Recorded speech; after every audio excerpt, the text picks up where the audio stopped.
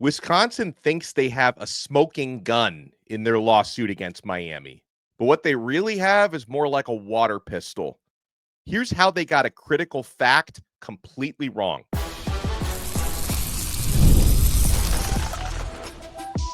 You are Locked On Canes, your daily podcast on the Miami Hurricanes, part of the Locked On Podcast Network, your team every day.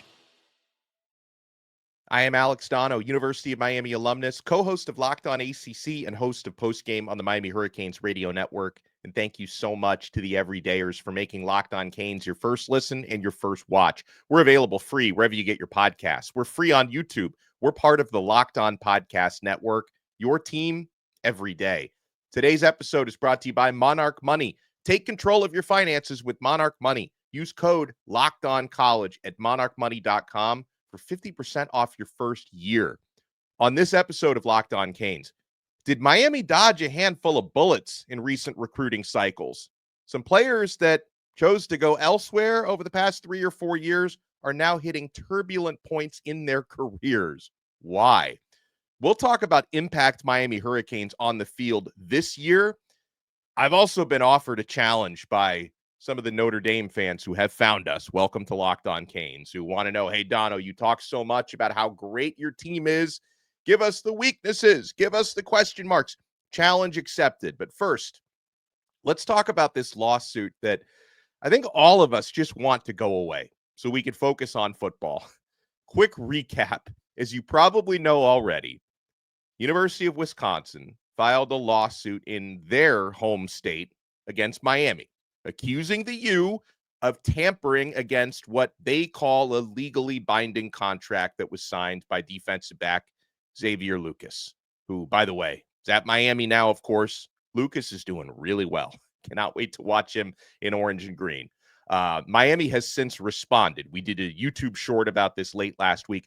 Miami has filed a motion to dismiss, with the two major points being over jurisdiction, as in how can you make us a defendant in Wisconsin when we don't do any business in that state, and over insufficient claims. You can't call that agreement with Lucas binding when it was based on a hypothetical that the House settlement would pass, and it didn't pass until several months later. Now, for more on this, really compelling update. Good work by Matt Shodell at Kane Sport, because he talked with both of the lawyers that are, let's say, on the Miami side. Miami's lawyer, Eric Isakoff, and XAVIER LUCAS's lawyer, friend of the show, Darren Heitner. And they actually both point out that Wisconsin's alleged smoking gun about how they thought tampering took place probably never actually happened, which is crazy. Now, to even get to the point where tampering would become an issue, they would have to prove that their claim against that contract is sufficient, which Miami side doesn't feel that was sufficient to begin with. But here's what UM's lawyer Isakoff had to say about Wisconsin's alleged smoking gun. He says they may have a smoking gun, but I haven't seen anything. Until they show that to me, or our understanding from a fairly deep internal review, he says until they show that to me, our understanding from a fairly deep internal review is that there's nothing, he said. I have not seen anything to lead me to believe they have a smoking gun, Darren Heitner said. That's the lawyer for Lucas. In fact, to the alternative, it appears they have really bad information and or have been extremely sloppy. They made reference to an in-person meeting in 2024. I suppose that's what they believe to be their smoking gun, but they were off by a year, which is very significant. Shodell writes, the above refers to the allegation by Wisconsin that Mario Cristobal and a distinguished alumni had a meeting with Lucas at a relative's home in December of 2024. Isakoff says, based on everything I know, that didn't happen. It appears they are confusing that meeting with one that occurred a year prior, which was when Lucas was a high school recruit and completely allowed by the rules. From everything we know, what they've heard and are presuming is simply not the case.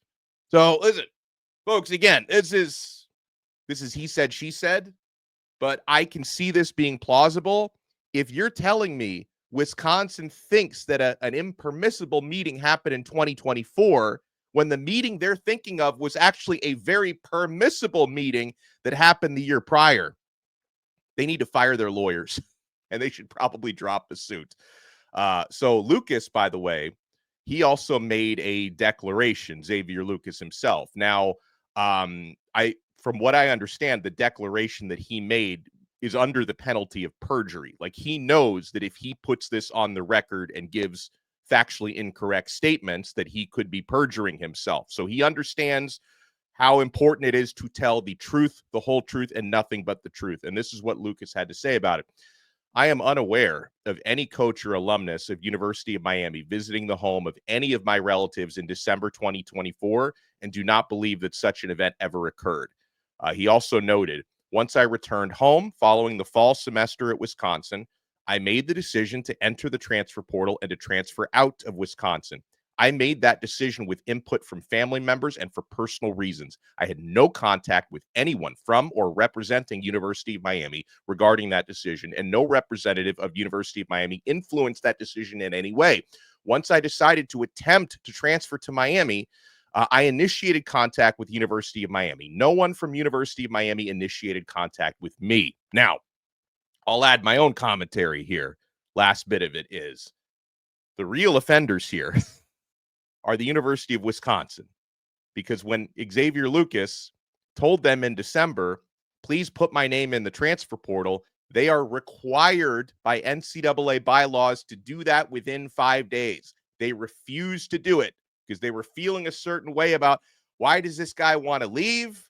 Wait, is somebody tampering here? We don't feel like putting you in the portal. No, you are required to enter that player's name into the portal. You enter his name, and then you sort it out after that. So they're the ones who failed this player. And if anything, Darren Heitner, Lucas's lawyer, should probably be filing suit against Wisconsin on those very grounds. So what we believe happens next with this lawsuit, Heitner made a comment. He says his expectation is that Isikoff, who's the lawyer for Miami, will prevail in his initial dismissal attempt due to the case being in Wisconsin. It shouldn't be in Wisconsin, but that it could wind up being refiled in South Florida, at which point in time that court will have to determine if it survives dismissal on substantive grounds. So this is not over yet, but we all want it to be over. And again, in the meantime, we're going to talk about impact players later in this episode.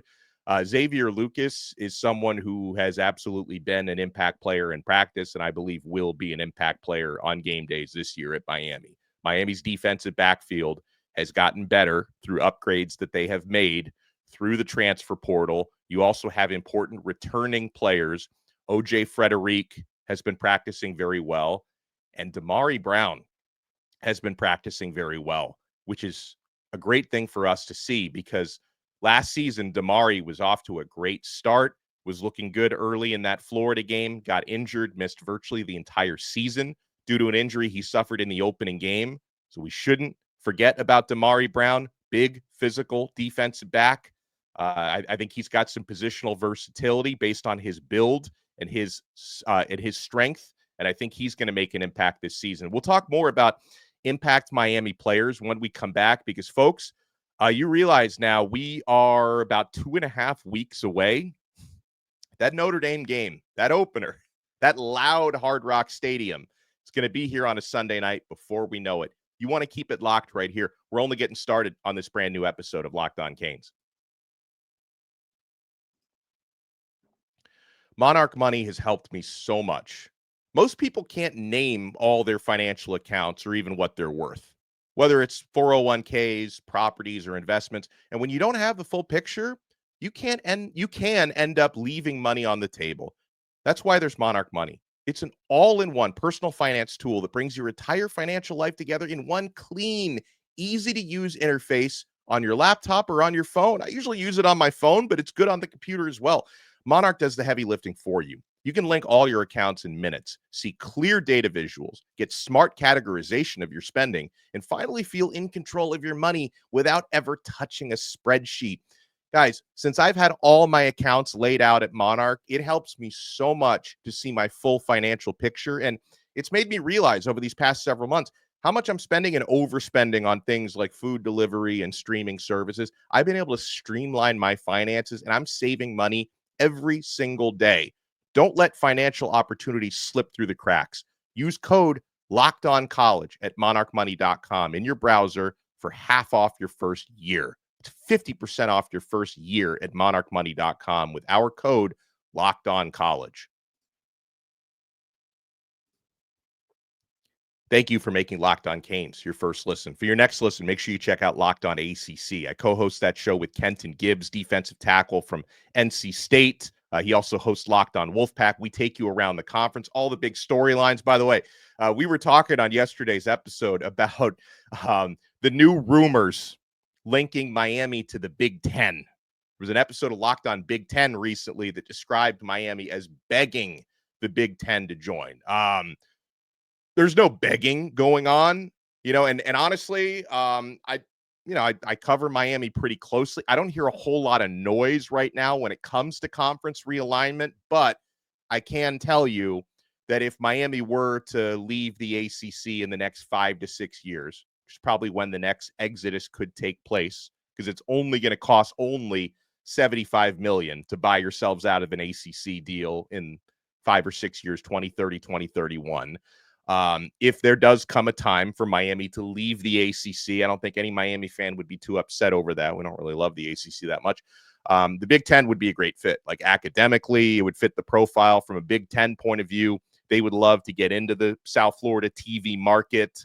Now, the fact that a current Big Ten institution is suing Miami, as we just talked about, that would be something you would have to hope is worked out by that point. But yeah, I don't think there's any begging going on, and there's nothing imminent, by the way. But I we talked about it yesterday on Locked On ACC. If Miami were to leave, obviously you would prefer the Big Ten over, let's say, the Big 12, and the SEC already has a footprint in the state of Florida. They may not, want Miami as much as the Big Ten. So we will cross those bridges when we get to them, my friends. But want to answer questions here from the Locked On Canes insiders in a second. Before we get to that, talking about impact players, another person who's doing very well on Green Tree and inside the IPF is defensive end Armando Blunt. And I'm sure he's cross-training all over that defensive line, as is Hayden Lowe, who we had a special episode with yesterday. He's been working inside and outside. I'm sure Armando Blunt is doing the same thing. And Blunt is somebody who's really popping in practice. Like, it looks like something's really clicked for him between year one and now year two that he's heading into. And of course, keeping in mind, when he started at Miami year one, and he got some snaps and made some plays last year as a true freshman, but he was 17 years old last year. I think it was 16 when he first got to Miami. He graduated high school a year and a half early. Armando Blunt spoke to the media yesterday and said, "My progress, I've gotten way more explosive," he says. "I've just been working hard, getting better at everything," he said. He's listed 6'4", 260 pounds, back when he was a senior at Miami Central, I guess a junior at Miami Central because he graduated early, had 11 sacks that year. He says, and last year was his first year at Miami, had 52 total reps. It wasn't a whole lot. He says, "I feel like last year helped me play faster," he said. "I look a lot in last year when I watched a lot of older guys in front of me. I learned about the game," he says. Says, "I've cleaned up my technique. Every day I'm learning. The older guys are teaching me a lot. I become a student of the game." So Armando Blunt, I would say, is somebody to watch out for, like making a jump and a leap from year one to year two. I'll say the same thing about Marquise Lightfoot, who's put on some weight, another defensive end heading into year two. And then, of course, you got Hayden Lowe heading into year one, probably going to make an immediate impact. And by the way, if you haven't checked out I guess it was Monday when we interviewed Hayden Lowe, check it out. It's on our YouTube channel. It's on our podcasting channels at Apple Podcasts and Spotify. And tell me if I'm wrong that hearing from Hayden, never know he's a true freshman. He is so mature and so well-spoken. I asked him after the interview if he's ever had any formal media training. He's just like, no, because he was a big-time high school recruit. He was a 5-star coming out of high school. He's done a lot of interviews over the years, so he's gotten really good at speaking with schlubs like me. And you can tell this is a guy who's really buying in with the Miami culture, not only buying into it, but contributing to it both on and off the field. So if you haven't checked out our interview with Hayden Lowe, I really feel like you should. We get this question from the 205 area code. Can you give me the top 40 to 50 most impactful players on the team? You're asking me for 40 to 50. We're going to be here all night. I'll go position by position and give you, I don't know if this is going to be 40, 50, or 2 dozen, but Carson Beck at quarterback. And in fact, you notice that some of the national guys, like I was watching Brandon Marcello from CBS Sports, who's saying nice things about Miami, like a lot of national folks. JD Piquel, Josh Pate is usually somewhat high on Miami. They're pretty high on Miami heading into the season. I think a big reason why the narrative is starting to shift to a little more positive, and the Hurricanes are top 10 in both polls right now. I think a big part of that narrative is folks are realizing Carson Beck is healthy and he's motivated. People had doubts about both of those things. How's he going to be physically coming off the elbow surgery? So far, he's answering those questions, and he's passing that test with flying colors. Beck's arm looks live. It looks accurate. And when it comes to, like, leadership stuff, he's been very engaged. I mean, I've watched Carson at practice, the way that he's so hands-on with his teammates. He's fully present in every way, shape, and form. So, things have been positive with Beck so far, and I think that's been a big part of some of these narratives around Miami are becoming a little bit more positive right before the season starts. At receiver, obviously I'm pretty high when it comes to a talent standpoint on most of that group, but a couple of the true freshmen have been generating maybe the most buzz. Josh Moore, you have to wonder, he's got about 2.5 more weeks before the opening game. Josh Moore has been so good. Can he ascend into a starting spot? I'm not necessarily saying he will, especially given your opening game is against a team like Notre Dame. But Josh Moore, he's been playing like a starter out there. Malachi Toney has also been doing incredibly well. I expect those guys are going to be impact players, along with CJ Daniels, who's your elder statesman in the receiver room, 6-year transfer out of LSU. JoJo Trader, who I believe is going to have a big impact on this team. And I think Keelan Marion. Keelan Marion is a guy who I think is flashing more in 11-on-11 situations than he even does in like the 1-on-1, 7-on-7 type of drills. I think Marion has been doing very well. Tight end, I think there's going to be at least 2 that have an impact this year. Elijah Lofton and Alex Bowman, who's I think been one of the better stories so far, the transfer from Tulane. And then, watch out for Luka Gilbert and Brock Schott, a couple of true freshmen who are, again, you always wonder how consistent will true freshmen be when the lights are on. But these guys have been making a case for playing time and to be part of that rotation. We know the offensive line is going to be really good. The lights have really come on for Markel Bell, when it comes to him just really figuring out everything. He's, probably one of the better pass blockers on the team. And, he's big and physical, 6'9", 340. He's going to lock down that left tackle spot. You feel great about the rest of the offensive line. I've also been hearing that, when it comes to like the backups, Samson Okunlola, things are really clicking for the Pancake Honcho. Don't necessarily think he's going to start, but I think he's going to be an impact guy in that rotation this year. Running back, we have our high expectations from Mark Fletcher. I think Jordan Lyle is going to take his game to even another level this year. Shamar Brown has been looking good and physical coming out of North Dakota State. Defensively, we talked about a couple of the impact guys on the D-line. Not to mention, I think Ruben Bain is going to have the type of bounce back year that you hope and expect. He's another guy who's getting a lot of national love heading into now his 3rd year. Akeem Mesidor is going to be an impact player there. And Justin Scott, I think, is a surging player in the interior heading into his 2nd year. I think this is the year that Scott is going to have the breakout. Linebacker, Bobby Pruitt has been doing really well. Wes Besaint looks like he's primed for probably his best year in his final year as a Hurricane. Mo Toure, I think, is going to be like an impact difference-making guy that Miami got through the transfer portal. Defensive backfield, I mean, we talked about XAVIER Lucas. I think this guy is worth every legal headache that you're having right now because he's been doing really well. Safeties, I'm really high on Jacoby Thomas, the transfer from Tennessee. This is someone who I think is, I don't know what the expectations were from the coaching staff. I can only speak for me, but based on what we've seen and heard about Jacoby Thomas, he's exceeding my expectations so far. Zechariah Poyser, the transfer from Jacksonville State, has been very good, and Dylan Day has been raising his level in practice heading into his second year. Will people have questions about the kickers?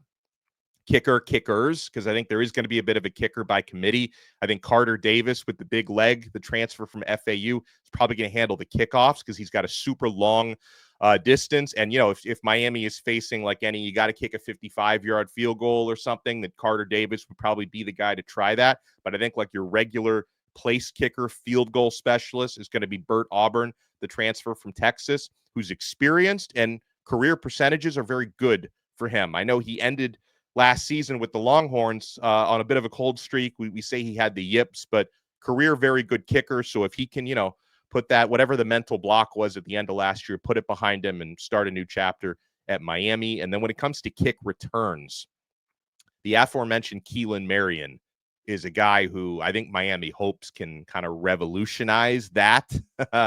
He's first team preseason all ACC kick returner. I think he's on the preseason All-American list as well. He returned 2 kicks to the house at BYU last year. I think we'll also see potentially when it comes to, punt returns, Keontae Scott. By the way, I should also mention him with the defensive backs. Keontae Scott, I think, is doing very well, will probably be Miami's nickel this year. Could also see him getting some reps when it comes to punt returns. Could also see maybe Malachi Toney and maybe Nye Carr, who's very fast at receiver, get some work at those spots as well. All right, I gave you a lot of good. The Notre Dame fans want to know, what are the weaknesses? We'll talk about that. And we'll talk about Miami dodging some bullets in recruiting in recent years. Some weird stuff going on with players Miami has recruited in recent cycles. You want to keep it locked right here. We're not done yet on this brand new episode of Locked On Canes.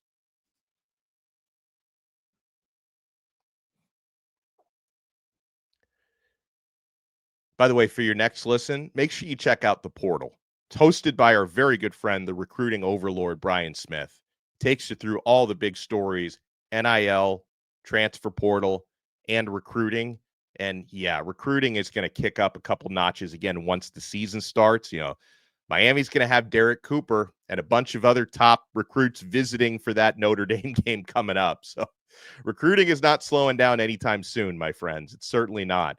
All right, so we got a question from one of our and listen, I say even though these bros come in here and they talk trash every single day in the live chat, like you probably want to chill a little bit with the amount of hubris. But we got some Notre Dame fans who have found us here on Locked On Canes, and they're trash talking in the live chat every single day. They think their team's going to win by like 75 points. It's a lot of optimism from South Bend, even though they don't seem to know who their quarterback is. But there's a lot of optimism in South Bend. But he says, hey, Donno, you come on here every single day and you talk like Miami's roster is the greatest thing since sliced bread. How come I never hear you talk about the weaknesses? Give me the bad things going on. So if you want to ask me, where, because again, I don't necessarily think Miami's roster is perfect. I do think it's probably the best and deepest it's been in many years. Certainly the best and deepest it's been in the Mario Cristobal era. First, I guess, question that I would have is, are we going to see the defensive tackle play and defensive tackle depth rise to the occasion? Does Miami have enough there, especially starting the season against a team like Notre Dame, who's going to challenge you on both lines of scrimmage? Their offensive line may be the best Miami faces all year. Defensive line is going to be probably the best, one of the best Miami faces all year. So does Miami have enough, right? We talk about Justin Scott, David Blay, Ahmad Moten being your top 3 defensive tackles. Are they enough to stand up to that challenge from the Fighting Irish? Can Miami get good depth from the likes of Dante Simpson, who's a true freshman, who's practicing very well? Artavius Jones heading into his second year. Does Miami have enough there? And Dalen Russell is another. He's heading into his second year, who's doing pretty well in practice. But the defensive tackle depth, I think, is a question mark. I think there are going to be situations where you can kick Ruben Bain, Keem Mesidor, Armando Blunt. You can kick some of these guys inside, Hayden Lowe. when you really need an extra punch on passing downs. But I think defensive tackle depth is a question. I think just the experience level at receiver is a question, because you've got some young players like JoJo Trader, even a few true freshmen, because I don't want to forget Dalen Upshaw either. Another second-year guy like Nykar, second-year Chance Robinson, who's been practicing well. Got a lot of young players at receiver. You also do have some experienced guys like Tony Johnson, Keelan Marion, CJ Daniels, but they're all transfers. Like, they haven't done it together with this group and with this quarterback. So it's going to be new there. You lost all of your top pass catchers from last year. That goes for tight end as well, losing Elijah Arroyo. So will the other Elijah Lofton step up and have the type of season we expect?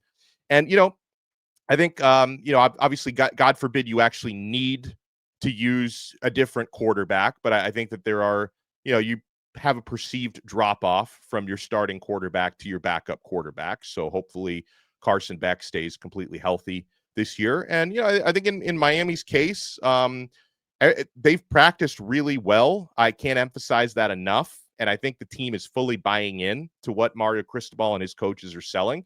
But, you do have a lot of roster turnover. So there's always going to be a question, and a completely new defensive scheme and almost completely new defensive coaching staff. So whenever you've got turnover, there's always going to be questions. So I don't know if I've given Notre Dame fans the bulletin board material they're looking for, because I think Miami's got a really good roster and a good starting quarterback, a very good starting quarterback. But, those would be the questions that I would have heading into the season coming up.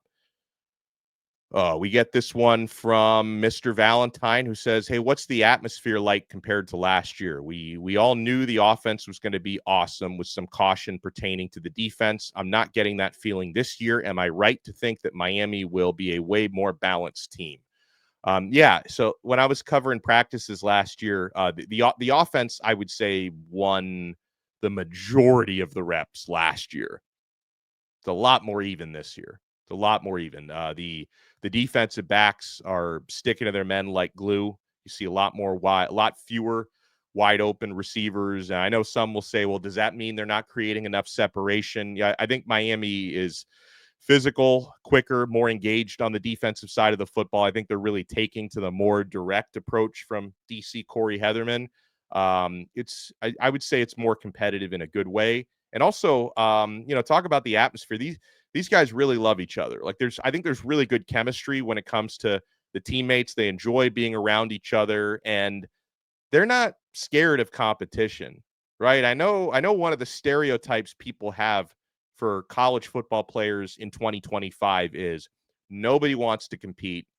Anybody who gets benched or, made a second stringer, they're just going to pout and they're going to leave in the transfer portal. That's the stereotype that people have for college football players in this day and age. That's not how I see it at Miami. I think these guys genuinely, they root for one another. And I think they're motivated by, hey, like, if a guy who's fighting for my spot is practicing really well, I better raise my level. So I think that they're embracing that. I truly believe that. All right, we get this one from, who is this from? They didn't sign it. What would a 5-0 start look like for recruiting if one of those big 2 first games is a 30-point win? I mean, okay, you're getting a little ahead of yourself on that, but okay, if Miami starts 4-0, 5-0, they're going to be pushing for flips, I think, is the big thing, right? You missed out on verbal commitments from guys like Derek Cooper, who chose Texas. It's not over for him. Miami still communicates with him. He's going to be at the Notre Dame game. If you win that game, it could go a long way. Miami, I'm sure, has kept up communication with James Johnson, the 4- or 5-star defensive tackle out of your home state, and they probably are keeping up communication with a guy like Calvin Russell as well. So you're going to be pushing for flips if you have a great start. And it's okay. Speaking of recruiting, you notice some of these trends. Like, it's weird because I keep seeing these headlines the past few days of guys who are involved in scandals or players getting kicked off their team. And these are like a bunch of guys that at a certain point Miami recruited, didn't land, and probably dodged bullets by not landing these players, right? You see what's going on with John Mateer, who's now the quarterback at Oklahoma.